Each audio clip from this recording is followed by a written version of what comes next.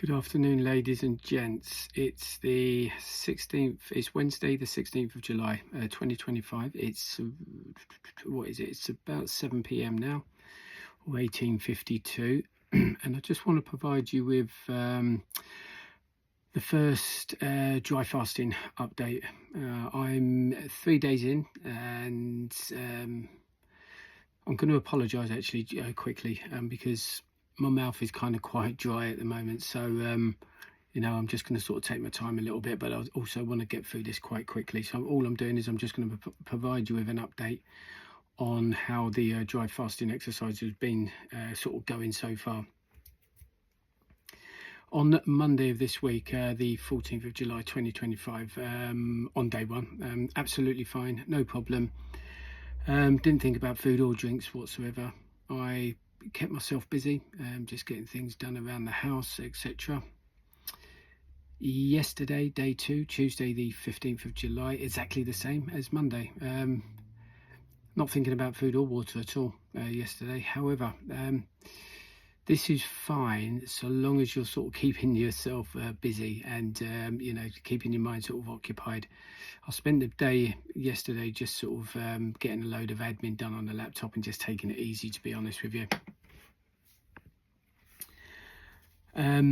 Today is Wednesday the 16th of July. I woke up at 2:30 in the morning, wide awake, and couldn't get back to sleep. I woke up with a dry mouth, and like the last time when I'd done the 72-hour dry fasting sort of exercise, the back of the tongue is a bit sore, but nothing really to worry about. So although I didn't feel thirsty nor craving water, physically my body is sort of starting to experience dehydration, I think. Food, on the other hand, not thinking about food at all this morning. However, so long as you, like I say, as long as you're keeping your mind busy and just not thinking about it, for me, I'm fine. But I tend to sort of I tend to go to the fridge a couple of times a day, just to get some cold bottled water for the dogs, and sometimes make the kids some food. And that's when your psychological challenge comes into play. So my daughter yesterday, she wanted a cheese and ham sort of toasty, and whilst I was sort of stood there watching the cheese bubbling away and melting, that was a good test of my discipline. Come 10:25 this morning, I was sat up on the I was sat on the sofa feeling tired. Not surprised really, as I'd been up since 2:30 this morning. I've managed to get a bit done today. I've sorted out my webbing, my PLCE webbing. I've got some webbing which I keep sort of stocked up and kitted out really.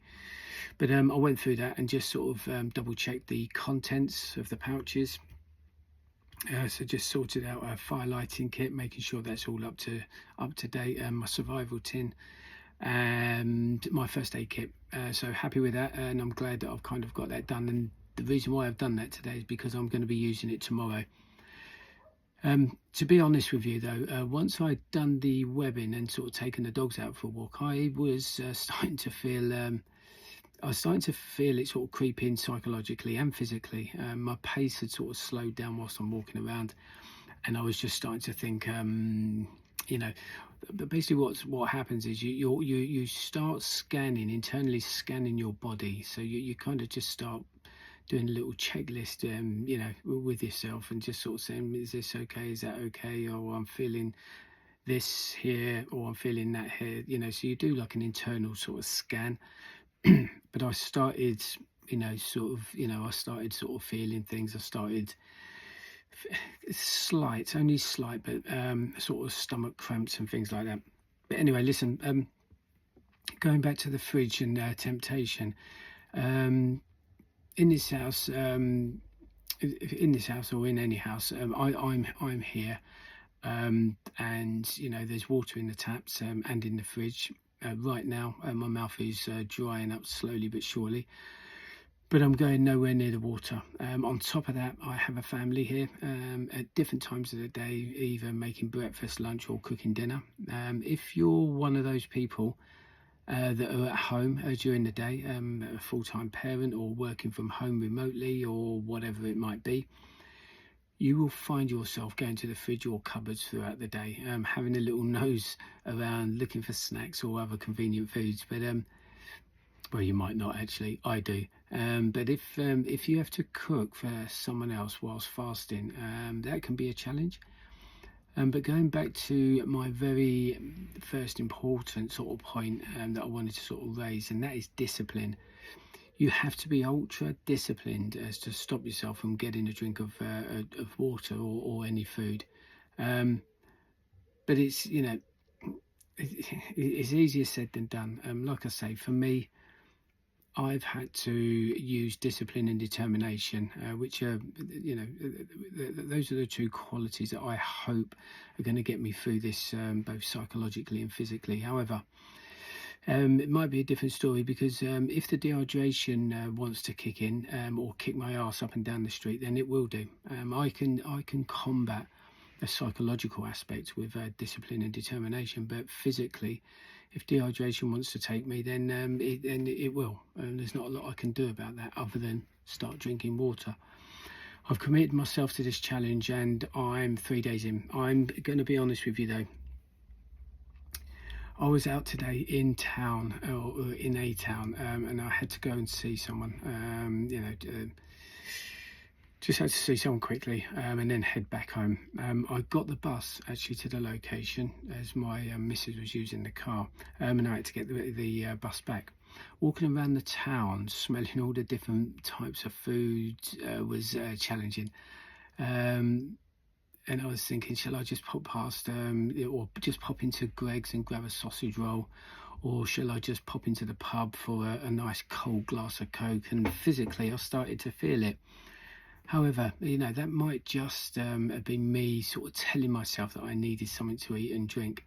So again, it's, you know, if you're okay physically, okay, it's going to be a little bit uncomfortable, but if you're okay, your mind can tell you that you're not okay, and therefore you should go and grab a drink or food.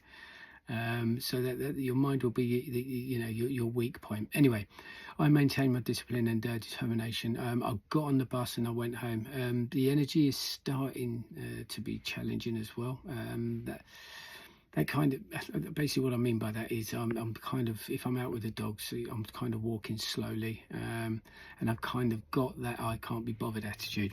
But anyway, here we are. It is 7 o'clock in the afternoon or the evening, UK time. I'm still determined and committed. Looking forward to bed though, and I will have an early night with an early start in the morning. Tomorrow starts with getting up early. I'm gonna get out into the field in the morning and do a bit of bushcraft. I'm going to do a bit of fire lighting, some water collection, filtration and purification, but no drinking. I'm gonna get a fishing rig made using the contents of my survival tin, and I'm going to do a bit of fishing, or just sort of relax for a bit and just you know, take it easy. And then I'm just going to head back in the afternoon tomorrow. I'm going to be making 2 meals. I'm going to make a katsu chicken curry for one and a spaghetti bolognese. Once I've cooked those, I'm going to dehydrate them, vacuum pack them and store them away. Cooking these 2 meals will further test temptation, to be honest with you, and just looking forward to the smell of the cooking, it should be enough. The key to this kind of exercise is to kind of keep your mind busy. Once it starts with sort of relaxing and wandering, you know, you will find yourself trying to come up with all sorts of reasons why, you know, you should break your fast and, you know, go and have something to eat and drink. So just don't do it. If you do this dry fasting, just be strong up here. Anyway, day 4 tomorrow. Looking forward to it, and I'll report back then.